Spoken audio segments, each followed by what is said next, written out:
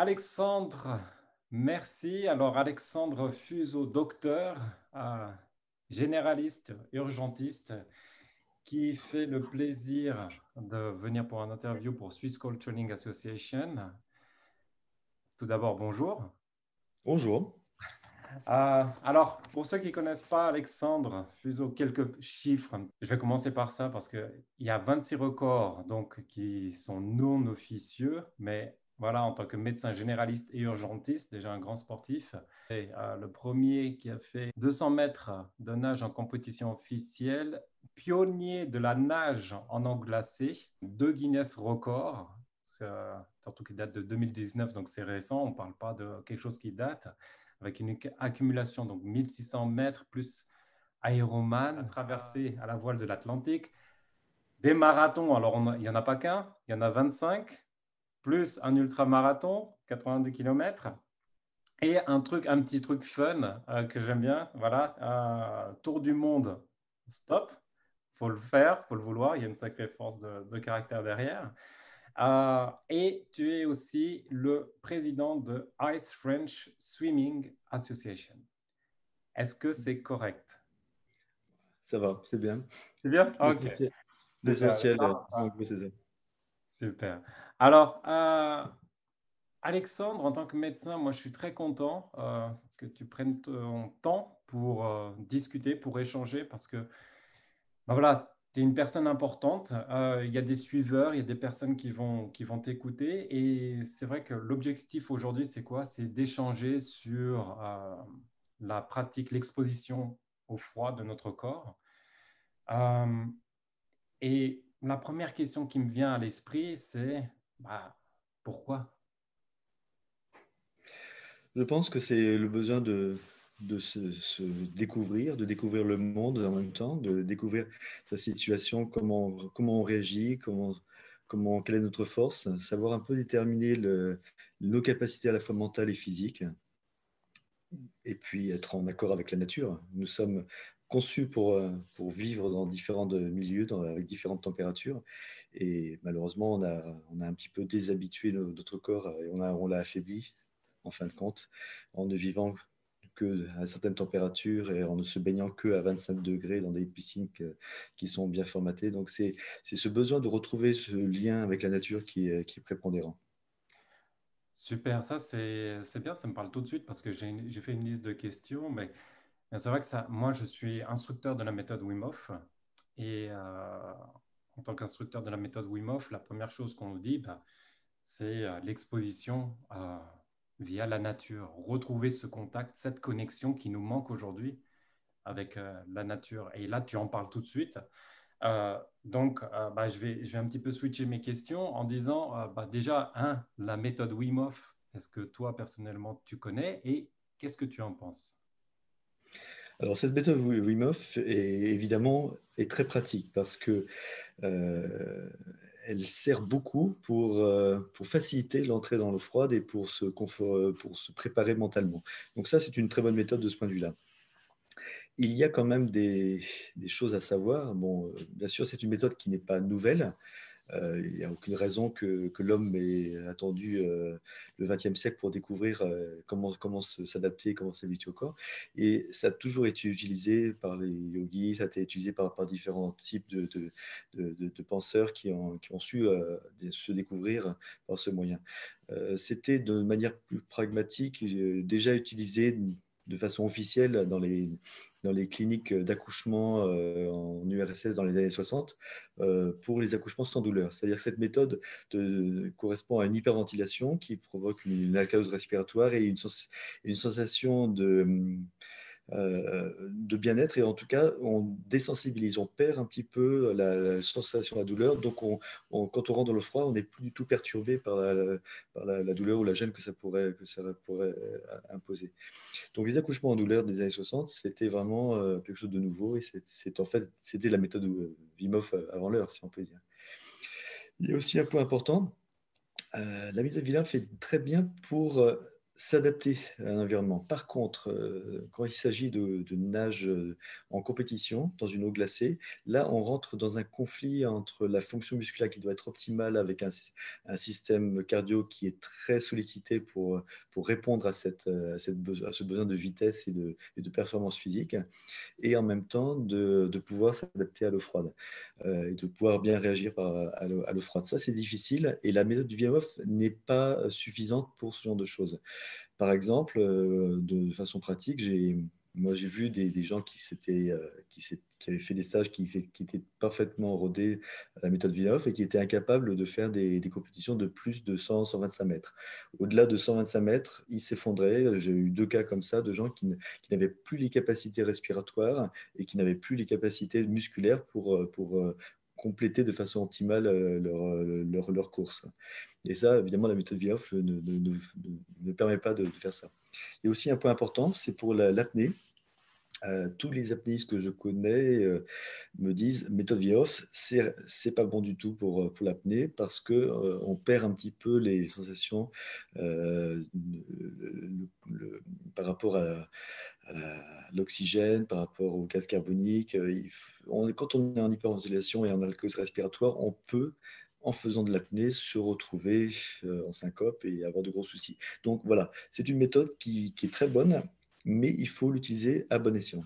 Exactement, et je suis 100% d'accord avec toi parce que ce soit la partie yoga que tu as évoquée pour Wim, ben, il le dit tout de suite que lui n'a rien inventé, mais simplement il a adapté ses méthodes pour se dire aux gens, ah, vous pouvez aller dans le froid. Euh, pour revenir juste à Wim Hof, il ne faut pas oublier que c'est le froid qui lui a permis de se sortir après le décès de sa femme, voilà où ça a pu l'aider au niveau psychologique. Après, la deuxième chose, effectivement, nous, on dit absolument aux gens, n'allez pas, après les exercices respiratoires, n'allez pas faire de l'apnée, n'allez pas vous amuser à nager sous l'eau, notamment à cause du réflexe qu'on peut avoir, donc c'est déjà interdit. Euh, le but pour nous, c'est bah voilà, de parler aussi de Swiss Call Training Association et que ce soit Wim Hof, que ce soit toi ou que ce soit Swiss Call Training Association, c'est moi, en tant que personne, je vois les bienfaits de l'exposition au froid. Euh, Toi, bah voilà, en tant que médecin, quels sont pour toi les bienfaits de l'exposition de la nage en eau froide ou l'exposition au froid tout court? Bon, les bienfaits sont multiples, hein. Pour être simple, sur le plan rhumatologique, ça permet effectivement de traiter pas mal de soucis d'arthrite ou d'inflammation. Ça agit sur les phénomènes inflammatoires, donc ça permet de réduire tous ces problèmes. Ça agit également au niveau de la dépression, l'effet euphorisant d'adrénaline, endorphine, cortisol, etc., ont un effet puissant pour traiter les dépressions. Ça, c'est parce qu'on nous pose souvent la question, voilà, quels sont les bienfaits, surtout aujourd'hui. Il y a de plus en plus de journalistes qui s'y intéressent et c'est toujours, eh, mais quels sont les bienfaits, quels sont les bienfaits? Et bah, voilà, Et puis d'autres bienfaits, bien sûr, plus simples, on se sent bien en hiver. On a apprivoisé la saison hivernale, plus besoin de se soucier de savoir exactement comment on va s'habiller, est-ce qu'on va avoir froid, etc. Non, on s'habille relativement simplement, pratiquement de la même façon, peut-être avec un pull, ça, s'il fait vraiment très froid, mais on se pose plus de questions. On est bien, on est en harmonie avec le milieu environnant. pour la pratique, alors une fois qu'on est dans l'eau froide, c'est vrai bah, voilà, il y a différents stades. Après, on se sent super bien quand on est dehors, mais j'aimerais discuter avec toi du réchauffement. Euh, Pour les pratiquants de la méthode Wim Hof, nous, on a une certaine méthode pour se réchauffer. Je pense que tu as déjà dû voir où ils sont en train de faire voilà, le horse stance, donc on bouge comme ça. J'ai vu certaines vidéos où on te voit en train de nager, mais j'ai pas vu le réchauffement. Alors toi, est-ce que tu as une technique particulière pour te réchauffer juste après? Alors les techniques, bien sûr, il y en a 36. Il y a eu des études qui ont été faites dans les milieux anglo-saxons et en Finlande. La douche chaude, par exemple. La douche chaude n'est pas ce qu'on pense qu'elle devrait être. C'est-à-dire qu'on a l'impression qu'avec une douche chaude, tout est résolu. Non, la douche chaude ne réchauffe pas très bien. Ils ont fait une étude et au bout d'une demi-heure de douche chaude, la température de la peau est toujours assez basse, elle ne dépasse pas les 25-26 degrés. Donc ça veut dire que c'est pas suffisant. Alors c'est bien de- parce que c'est une remontée progressive. De ce point de vue-là, c'est bien. On évite les chocs thermiques et de se plonger dans un jacuzzi quand on sort d'un bain glacé parce que le choc serait inverse de la plongée dans l'eau froide et ça peut ne pas être très bon pour le cœur. Donc la douche peut être bien pour un effet progressif. Ceci dit, l'effet de convection qui fait que l'eau qui passe sur le corps prend la chaleur en même temps qu'elle l'apporte, fait que les tissus ne seront pas très bien réchauffés et en tout cas pas très rapidement. Le plus simple, c'est de faire comme quelqu'un qui fait de la plongée en profondeur, il a besoin de paliers pour remonter. Bon, bah, il faut un certain nombre de paliers pour se réchauffer de la même manière. Le corps, quand il sort de l'eau, entre 2 et 6 minutes après la sortie de l'eau, il y a une vasodilatation périphérique, on se sent bien et on a l'impression que l'affaire est réglée, on est en pleine forme. C'est le moment dont il faut profiter pour se mettre en sécurité. C'est-à-dire qu'il faut se rhabiller, il faut se mettre dans un environnement assez chaud, boire un peu de thé chaud, etc., pour commencer le réchauffement. Parce que si on reste longtemps dans l'eau froide, et plus on reste longtemps et plus les tissus périphériques sont refroidis, plus ça va prendre de temps pour réchauffer ces tissus périphériques. C'est la vasodilatation de retour à l'air libre fait que le sang se remet à circuler en périphérie, prend le froid, le ramène à l'intérieur et refroidit l'intérieur. Donc c'est ce qu'on appelle l'after-drop. Donc ça refroidit, ça peut refroidir assez vite. On peut perdre 2 degrés en 2 heures si on ne fait pas un réchauffement actif. Bon, donc le plus simple, c'est de faire des choses progressivement. Alors, il faut bien dissocier les mains, les extrémités, les vraies extrémités, c'est-à-dire les mains, et le reste du corps. Les mains, c'est un organe assez fragile, c'est la partie sensible et en tout cas à laquelle il faut prêter attention quand on fait des bains de longue durée en eau glacée. Il faut éviter de fusiller les capillaires au bout de quelques séances, donc il faut réchauffer progressivement. Euh, on recommande de mettre d'abord pendant 1 minute les mains dans une eau à 10-15 degrés, pas plus. Ça, c'est quand on sort d'un bain à 0 degré pendant 20 minutes, par exemple. Ensuite, on passe à un réchauffement plus neutre, c'est-à-dire ça peut être un sauna, ça peut être des serviettes moyennement chaudes, mais en tout cas au-delà de 20 degrés. Et ensuite, on peut passer en stade terminal, on peut faire un jacuzzi si on a envie, mais uniquement quand on est réchauffé. Il faut vraiment éviter de rentrer directement dans un jacuzzi quand on sort d'un bain en eau glacée. Ça provoque des malaises, des réactions vagales, enfin, c'est pas bon pour le cœur ni pour le système général. Ben, c'est très bien que tu le soulignes parce que nous, on le voit, hein, vraiment, il y a des organisations euh, qui proposent des nages. Je ne vais pas les citer, mais après, on voit, bah, ils mettent directement les gens au jacuzzi. Et on se dit, non, quoi, c'est contraire à la logique, ou encore même le fait de boire de l'alcool. Juste, ah, je viens de me baigner, je bois de l'alcool juste après. Alors, l'alcool, c'est dangereux. L'alcool, autant avant qu'après la natation. Par exemple, on recommande pour des compétitions d'endurance en eau glacée de ne pas boire le moindre alcool au moins 24 heures avant la course. Hmm. Si vous vous baignez avec de l'alcool, qu'est-ce qui se passe? Bon, bah, l'alcool provoque une vasodilatation, donc du coup, on a l'impression d'avoir chaud, mais c'est une chaleur externe. C'est l'impression d'avoir chaud parce qu'on est en train de perdre sa chaleur et c'est les récepteurs périphériques qui s'aperçoivent qu'il y a de la chaleur effectivement à cet endroit-là. Ce qui n'est pas du tout une bonne chose quand on est dans l'eau glacée. L'eau capte 25 fois plus vite que l'air, l'eau froide, la chaleur du corps, pardon, et donc, on peut perdre très rapidement sa chaleur si on est en vasodilatation. Donc, l'alcool est vraiment proscrit. De la même manière, et ça autant sur le plan général que sur le plan de la perte de chaleur périphérique, l'alcool après la nage va créer, ça peut, dans le meilleur des cas, simplement une perte accélérée de chaleur, mais surtout des malaises, hein. L'alcool a un effet neurotrope également, un effet général qui est vraiment incompatible. Parce que quand on sort de l'eau glacée, on a besoin d'avoir toutes ses capacités, de retrouver ses capacités. L'effet d'ébriété de l'eau froide est renforcé par l'alcool. On se sent un petit peu pas bien et on va être encore moins bien avec l'alcool. Et il faut garder toute sa force mentale, toute sa concentration pour se réchauffer. Une course d'endurance de longue durée, quand je faisais par exemple des 1000 mètres, quand je restais 25 minutes dans une eau à 0 degré, bon, j'ai besoin de toute ma force physique et mentale et donc ma concentration pour me réchauffer. C'est un effort physique qui est finalement plus intense que la course elle-même. Ça, quand, on fait quand on sort d'un 1000 mètres à 0 degré, on a fait que la moitié du chemin. L'autre moitié, c'est peut-être la plus difficile pour certaines personnes. Ça me permet de rebondir sur une chose par rapport à ces réchauffements, parce que, et même ces baignades, tu as parlé des mains, des extrémités. Et c'est vrai que moi, quand j'étais personne pour la méthode Wim Hof qui viennent, je leur dis, je les mets quelques minutes en fonction de la température.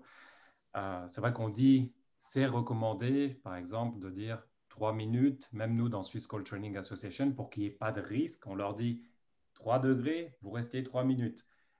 Moi, en tant qu'instructeur Wim Hof, j'aime bien leur faire un petit peu plus pour leur montrer, voyez, vous êtes capable d'eux et on les suit.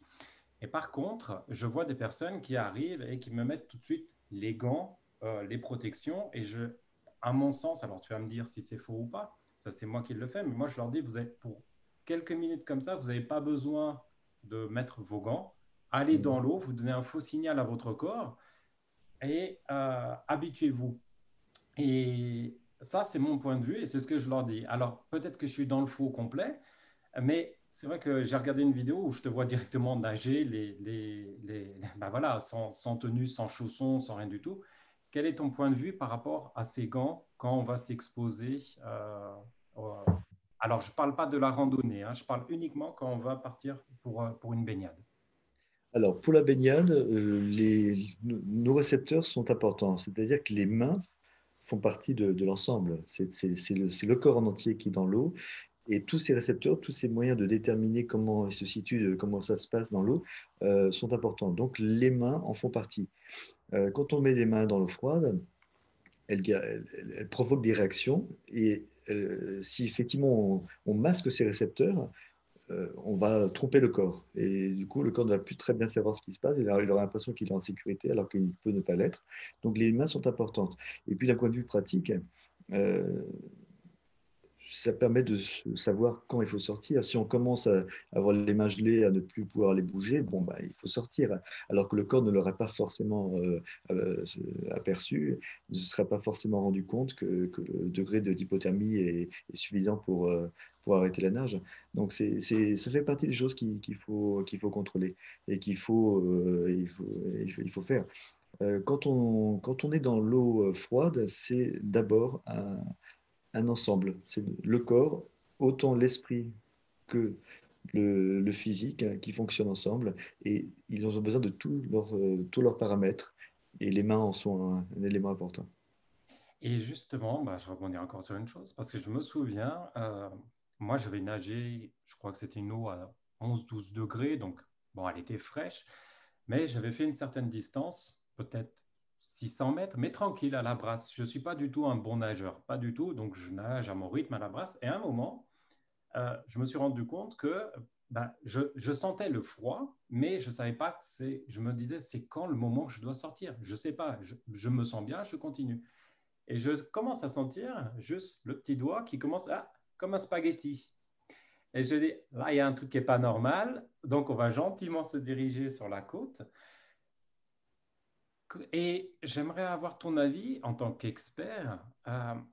Quand est-ce qu'on doit se dire, c'est le moment de sortir? Est-ce qu'il y a un signal? Quand on est en... Je donnais l'exemple d'une Anglaise qui faisait un 1000 mètres tranquillement dans une eau à 2 degrés. Bon, évidemment, on ne fait pas 10 000 mètres à 2 degrés quand on n'est pas entraîné, mais enfin, elle était entraînée. Et elle s'est sentie très bien. Elle s'est sentie merveilleusement bien, en fait. Elle se disait, mais je nage, je me suis jamais senti aussi fort de ma vie. Je nage extrêmement bien et je pourrais aller beaucoup plus loin. Et pourquoi pas faire un ice mile, donc à 1600 mètres ce qui est un peu l'Everest, ou voire plus, voire atteindre le 2 km, ça. Eh bien, c'est le moment de sortir. Parce que, en fait, l'effet de l'hypothermie provoque une perte des capacités de jugement, une espèce d'euphorie. Bon, ça, c'est évidemment les réactions hormonales, etc., dont j'ai parlé auparavant. Mais bref, on n'a pas la capacité objective de savoir exactement quand on doit sortir. Et donc, c'est pour ça qu'il faut faire très attention à ça. Et c'est le moment, en fait, où il faut sortir. Parce qu'objectivement, elle avait l'impression de nager, de n'avoir jamais aussi vite et aussi fort que d'habitude, alors qu'objectivement, elle ralentissait de plus en plus. Donc, c'est la bonne chose. Alors, quand on dit, parce que nous, on a souvent, en tant qu'instructeur Wim Hof aussi, on les plonge dans l'eau glacée. Et puis, les gens nous disent, oh, je me sens bien, je veux y retourner tout de suite. Et on leur dit, non, non, non, non, non, tu n'y retournes pas. Et c'est bon, sors. C'est ça. Et pour le doigt, effectivement, la premier signe d'hypothermie, quand on commence à geler, c'est la déviation du doigt. Et donc ça, c'est le petit doigt qui vous dit, bon, bah, il faut que je sorte. Nous, en tant qu'instructeur Wim Hof ou même dans le Swiss Cold Training Association, on dit, voilà, 3 minutes, vous avez tous les bienfaits de l'exposition. Et puis après, il y a une personne qui m'a posé une question. Elle m'a dit, c'est basé où, sur quelle science que c'est 3 minutes? Nous, on s'est dit, mais on a regardé un petit peu ce qui existait et on s'est dit, bah, c'est entre l'équilibre entre les risques et les bienfaits. Qu'est-ce que tu penses de ces 3 minutes, toi, pour dire 3 minutes d'exposition, c'est bien pour avoir les bienfaits? Alors bon, à condition de rentrer progressivement dans l'eau, on peut rester plusieurs minutes. Suivant les terrains, certaines personnes peuvent rester plus ou moins longtemps. D'une manière générale, en deçà de 5 minutes, il n'y a pas de risque. C'est-à-dire que tout le monde peut rester 5 minutes dans une eau glacée. Et c'est à partir de 5 minutes qu'il y a beaucoup de gens qui n'y arriveront pas, qui auront du mal. Et certaines personnes peuvent rester longtemps, 20 minutes, 40 minutes, voire 1 heure, hein, pour certains risques tout qui ont failli d'ailleurs y passer. Mais bon, une eau dans des eaux très très froides et à très longue durée, évidemment, ça pose des problèmes. Alors, 3 minutes, il y a un côté un petit peu arbitraire. Mais je pense que le seul critère, c'est en deçà de 5 minutes, il n'y a pas vraiment de risque. Il faut savoir que quand la température s'approche de zéro, chaque degré compte de façon un petit peu exponentielle. C'est-à-dire que c'est pas parce qu'on est bien à 5 degrés qu'on sera bien à 0 degré. C'est complètement différent. C'est vraiment deux univers complètement différents. Les réactions sont beaucoup plus fortes. On tombe un peu dans l'ultra extrême. Donc il faut bien connaître son corps et il faut bien s'habituer progressivement. D'une manière générale, ce n'est pas arithmétique. Donc, ce n'est pas 5 minutes, 5 minutes à 5 degrés, 4 minutes à 4 degrés, 3 minutes à 3 degrés et 1 minute à 1 degré. Non, ce n'est pas si simple que ça parce que ce sont vraiment des univers assez différents et c'est plutôt exponentiel, ce n'est pas arithmétique. Donc, il faut vraiment faire attention quand on s'approche de zéro. Ah, la douleur, la douleur. Euh, la nage, c'est vrai que c'est quand même sacré. Pour moi, c'est particulier. Et puis pour toutes les personnes qui se baignent, c'est une première étape déjà de dire je vais dans l'eau froide. Il y a un premier choc. Mais il y a le deuxième choc, c'est le fait de nager. Pourquoi? Parce qu'on sent d'un coup au niveau des épaules ou même parfois au niveau de la pression de la tête. Je me suis amusé en Suède à nager 5 mètres sous la glace, juste pour voir un petit peu ce que ça faisait. Bon, j'étais concentré, donc je pense que j'étais tellement vite, il faut trouver la sortie et puis il faut y aller. Je n'ai pas ressenti tout de suite ces douleurs, mais la toute première fois que j'ai mis la tête comme ça sous l'eau et j'ai nagé sous l'eau, j'ai eu une pression sur la tête et après sur les épaules et j'ai dit, oh la vache, mais comment ils font tous ces nageurs? Est-ce qu'ils ont toujours ces douleurs? Alors, toi, qui es un expert, est-ce que tu t'habitues à ces douleurs-là? Est-ce que le corps s'habitue ou à chaque fois tu es en train de lutter pour, ben voilà, non, j'ai pas mal et je suis ailleurs, mon esprit fait tout, je suis centré sur moi-même et j'avance malgré la douleur. Oui, c'est un petit peu ça. De toute façon, au début, il y a forcément un côté nociceptif, hein. La peau ressent le froid comme une agression. Instinctivement, on a plutôt envie d'être au chaud qu'au froid. Ça, c'est normal. Mais par contre, la situation de l'esprit par rapport au corps fait qu'on contrôle quand même beaucoup de choses. Et c'est quand même le corps qui est dirigé par la tête jusqu'à preuve du contraire. Donc, c'est très important de considérer le mental. Le mental est très important et c'est pour ça que l'eau glacée, nager dans l'eau glacée renforce le mental. C'est par le mental qu'on va supprimer ou mieux gérer toute une série d'agressions physiques et en particulier la douleur. Que ce soit un boxeur qui s'entraîne en recevoir des coups ou que ce soit quelqu'un qui est dans l'eau glacée, bon, bah, il est beaucoup moins sensible, il est beaucoup moins sensible aux coups et il supporte beaucoup mieux les choses. Mais ce qui est certain, c'est que les 2 premières minutes de toute nage, on ressent un peu plus le froid. Et au bout de 2 minutes, on se sent bien. Le corps s'est habitué, la peau s'est refroidie, elle exerce son effet barrière. Il y a une vasoconstriction qui évite de perdre la chaleur, mais en même temps qui diminue la sensibilité. Bon, le corps s'habitue. Il a besoin de gérer une situation difficile qui est forcément celle de la nage en eau froide, et il s'adapte très bien. Après, évidemment, au bout d'un moment, le mental devient prédominant. C'est-à-dire que quand on fait quand on veut faire des exploits ou des efforts extrêmes ou des très longues durées, battre des records, bon, ce qui était 50% mental, 50% physique devient 80% mental et 20% physique. Ça, c'est obligé. Ouais, il y a enfin, le mental, c'est vrai que moi, et puis même tu en as parlé, bah, il y a un Français, un nordiste, Romain, alors si j'exprime mal, hein, Van der Dorp, qui a battu là récemment un record 2h35. Il a été émergé dans la glace. Lui, pas de méthode Wim Hof, mais il a dit qu'il était ailleurs. Voilà, il a pratiqué et comme beaucoup en fait, et même moi, moi je ne savais pas ce que c'était que la méditation. J'ai compris ce que c'est que la méditation une fois que je me suis retrouvé dans un bain glacé ou quand je suis dans l'eau. Là, j'ai tout de suite compris. Et lui, il disait la même chose. Il disait, je sais ce que c'est que la méditation une fois que je me suis retrouvé dans la glace. Et ça a été son esprit. Il disait, il était ailleurs. Pareil, il était ailleurs. Et Wim Hof aussi parle de la même chose, dit, je suis ailleurs. Et j'ai un exemple aussi, bah, ce qui me concerne moi, parce que c'est vrai que moi j'ai une maladie, une circulation. Alors, on pourrait parler aussi des personnes qui souffrent de maladies de rénaux aussi, avoir ton avis par rapport à eux, ceux qui veulent pratiquer. Euh, moi, j'ai maladie aussi génétique, circulation sanguine, qui est la maladie de Leiden, facteur 5. Et c'est vrai que quand j'étais parti voir des infirmières, parce que je suis donneur de sang, et que je leur dis, ah, bah, je vais faire une exposition au froid, etc. Et puis, elles me disaient, mais non, vous pouvez pas. Et quand je leur dis, bah, je suis resté 1 heure dans un bain glacé, les pieds, voilà, j'ai la photo où on voit le thermique, on voit tout est noir, mais je l'ai fait. Et puis Wim, en personne, qui lui connaissait la maladie de Leiden et qui est aussi des personnes qui ont la maladie de Renault, il dit, You see the power of the mind. Et je voudrais avoir ton avis par rapport à ça, parce que toi, tu es médecin aussi, et il y a le risque de se dire, ouais, ouais, on va prendre des cochons d'Inde, là, les cobayes, hop, on va faire ce qu'on veut avec eux. Et en même temps, il y a le côté scientifique. Alors, nous, on dit, les personnes qui ont un problème cardiovasculaire, attention, demandez l'avis de votre médecin. Rénaux type 2, attention. Et les personnes qui sont enceintes, on leur dit aussi, non, on vous déconseille. Qu'est-ce que toi, tu dirais par rapport à tout ça? Il faut du bon sens. Je pense que c'est fondamental. Euh, et le bon sens fait que bon, bah, on y va comme on sent, et c'est là où le mental effectivement doit être préparé. Quand on est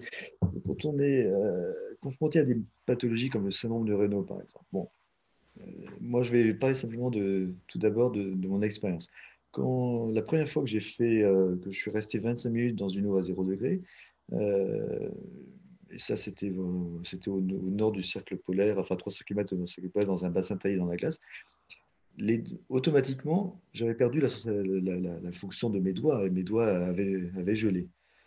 C'est ce qui était arrivé à euh, Lewis, le grand spécialiste qui avait fait un 1000 mètres en Antarctique.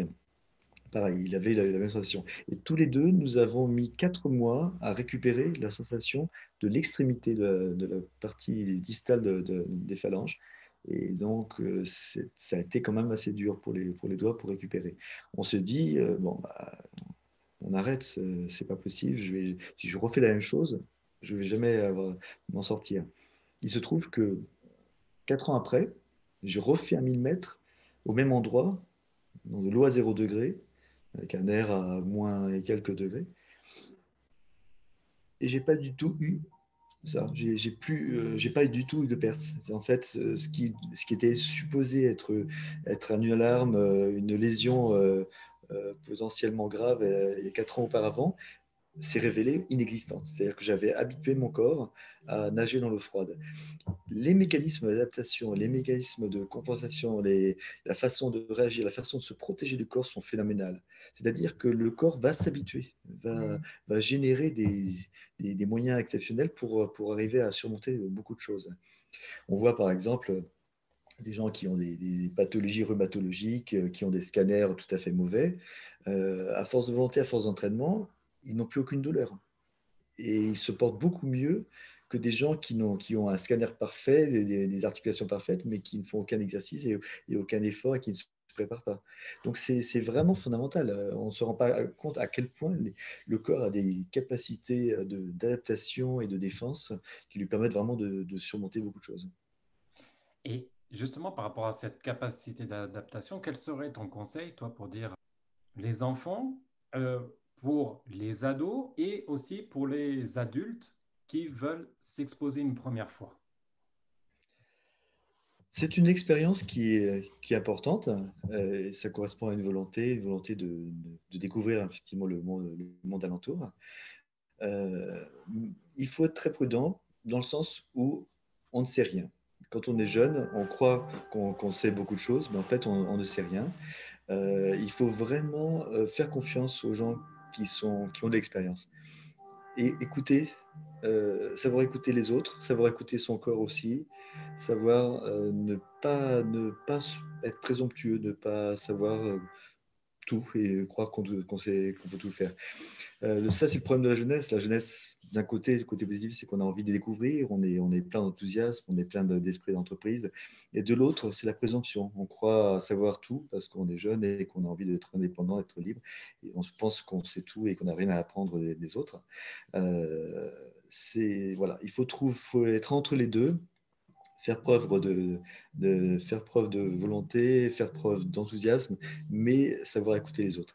C'est très important et c'est là où la nage en eau glacée doit être encadrée, c'est parce que euh, c'est une confrérie et c'est tout l'aspect positif de la chose. Quand on est confronté à des situations difficiles, et la vie, d'une manière générale, peut nous apporter des choses difficiles, il faut savoir se renforcer, mais se renforcer avec les autres. C'est-à-dire, c'est une espèce de confrérie finalement de gens de tous les pays qui sont là pour s'entraider. Donc c'est une école d'entraide, une école où on apprend des autres, où on essaie où on devient amis parce qu'on est tous confrontés aux mêmes difficultés. Voilà, ça c'est être à l'écoute des autres et à l'écoute de soi. C'est la clé. C'est très important. Ouais. Il y a une chose 25 km. Alors, j'ai noté 25 kilomètres de nage libre. Euh, Là, qu'est-ce qu'il faut pour réussir quand on va dans des exploits tels? Euh, Alors, Axel Raymond, qui est double champion du monde du 25 km en nage libre, est devenu le champion de France au dernier championnat de France de nage en eau glacée, du 1000 mètres. 1000 mètres en eau glacée, qui était à Samoëns, et dont j'étais le responsable médical mandaté par la FFN pour organiser ça. Donc, alors, il faut savoir une chose, c'est que quand on fait un 25 km en eau libre, quand on est capable de faire ça, on peut faire un 1000 mètres en eau glacée. Le passage est assez facile vers un 1000 mètres en eau glacée. Par contre, le contraire est beaucoup plus difficile. Quelqu'un qui fait un 1000 mètres en eau glacée n'a pas forcément les capacités et c'est beaucoup plus difficile de passer à, à euh, à être capable de faire un 25 km même en eau assez chaude. C'est deux efforts complètement différents. Mais le plus on veut le plus, on peut aussi le moins. Finalement, on s'aperçoit que la nage en eau froide est beaucoup plus accessible parce qu'elle fait appel simplement à des mécanismes d'adaptation du corps que la nage de très longue durée, les marathons à 25 km, qui impliquent vraiment une prise en charge athlétique très, très, très poussée. Ouais, moi, je suis impressionné. J'ai une dernière question, on a quasiment terminé. Même en tant qu'instructeur Wim Hof, moi, bah voilà, pour le réchauffement, j'avais fait quelque chose, j'avais fait une erreur terrible. Et c'est pour ça que j'aimerais te demander voilà, les choses, s'il y en avait trois, à prêter bien attention quand on sort. Moi, j'étais allé à la Brévine. La Brévine, en Suisse, c'est la Sibérie de la Suisse. On l'appelle la Sibérie parce qu'il y a eu des températures qui étaient tombées jusqu'à -42, si je ne me trompe pas. Et j'avais fait un bain glacé. Et puis, j'étais sorti et je me suis dit, pour me réchauffer un peu plus, parce qu'il y avait le vent qui soufflait, là, vraiment, il faut être concentré à fond. Et j'avais commencé à courir. Et bah là, j'ai dit, mince, j'ai cru que j'allais mourir parce que j'ai commencé à courir. Et puis, j'ai dû faire, allez, à tout casser, en sortant de l'eau, j'ai dû faire 20 mètres. Et je me suis dit, quelle mort stupide que tu vas avoir. On va te retrouver à poil sur le sol parce que, bah voilà, tu n'as pas écouté ton corps. Il fallait au contraire y aller mollo, tout était gelé et j'ai couru directement. Donc, est-ce que toi, tu as un grand conseil à donner par rapport à l'eau froide à tous ces amateurs pour qu'on ne fasse pas la même erreur que moi-même qui suis toujours instructeur? Voilà, quels seraient tes conseils? En fait, il faut savoir une chose, c'est que si on se met à courir juste après être sorti de l'eau froide, on continue le processus de l'eau froide. On ne se met pas en sécurité et le temps que le corps se réchauffe va être évidemment euh, allongé. Certes, l'eau n'est plus là et la captation du froid sera 25 fois moindre, mais elle est toujours là. Et si on a un air froid à -20 dehors, bon, bah, ce sont toujours des conditions difficiles. Donc le corps va continuer à se refroidir, tout simplement. Il faut bien penser que quand on sort de l'eau froide, il ne faut pas se surestimer, il faut se mettre en sécurité, euh, se réchauffer. On a de 2 à 6 minutes pour se réchauffer, se mettre en sécurité, et en tout cas commencer le vrai réchauffement qui peut durer 2 heures. Il y a une chose importante, c'est que de toute façon, la vasodilatation périphérique qui apparaît après la sortie du bain fait que la chaleur interne va partir très rapidement. Donc, on est quasiment dans une situation d'accentuation de l'hypothermie. Et si on court encore pendant les minutes qui viennent, eh ben, ça peut être vraiment violent pour le corps. L'exercice va être différent, la réaction physique va être différente, la réaction des tissus en périphérie va être assez brutale également. Tout ça, c'est un ensemble, un petit cocktail qui, à mon avis, peut être dangereux. Ben oui, on expérimente les choses pour soi-même, mais c'est vrai que ce danger, il est quand même là. Il y a des personnes qui peuvent, bah, en tout cas ceux qui pratiquent la méthode Wim Hof, on en a vu, qui n'ont pas respecté les règles de base, à savoir ne faites pas de l'apnée directement dans la natation, bah, ils sont décédés. Euh, la nage en eau libre ou en eau glacée, c'est super, mais il faut bien respecter certaines règles. Et moi, je te remercie vraiment. Ben, voilà, je tutoie un docteur expérimenté. Ça me fait vraiment très plaisir d'avoir échangé avec toi. Et qu'est-ce qu'on peut te souhaiter pour la suite? Je pense que ce qui est bien, c'est de poursuivre un petit peu les études, c'est de développer le sport. Quand j'ai commencé en France, pendant 1 an, j'étais tout seul à faire des compétitions. Maintenant, on était au dernier championnat, on était 168, on était 70 avant le dernier championnat. Donc, ça progresse très, très vite. Il y a vraiment une émulation qui se manifeste. Les gens s'intéressent de plus en plus, on découvre complètement un nouveau sport. Et ça, c'est fabuleux. Donc, ce qu'on peut me souhaiter, c'est effectivement de continuer à développer ça, pour faire dans un deuxième temps de la recherche. Et ça, c'est un autre point qui m'intéresse. Continuer à découvrir un petit peu, à explorer du point de vue scientifique ce qui se passe dans le corps humain dans ces situations un peu exceptionnelles. Ça, c'est passionnant. Et bon, je suis en contact avec des cardiologues, avec des médecins du sport, et on essaie de travailler un petit peu là sur le sujet. Et par rapport à tes collègues, tes confrères, est-ce que tu es un exemple à suivre ou est-ce que tu es un ovni pour eux? Bon, je pense que je suis plutôt un ovni, mais un ovni qui ne plane pas très haut, qui reste au niveau de l'interface entre l'air et l'eau, quoi. Bon, un ovni au grand cœur, en tout cas, je le vois et c'est bien. Monsieur Docteur Alexandre Fuseau, je te remercie très sincèrement pour cet entretien. J'espère que ça va aider de nombreuses personnes qui s'intéressent, des curieux, des experts, des docteurs, parce que notre but de l'association Physical Training Association, nous, c'est que les assureurs nous reconnaissent en tant qu'association pour aider les personnes, que les docteurs s'intéressent aussi. On a des médecins en Suisse allemande qui commencent à regarder ce qu'on est en train de faire, qu'on devienne un beau groupe et voilà, que chacun prenne du plaisir, se sente heureux, en bonne santé. Et bah, merci d'avoir partagé ce moment avec moi et pour tous les internautes qui vont nous regarder. Merci à toi de m'avoir accueilli dans cette petite conférence. Merci, à bientôt. À bientôt.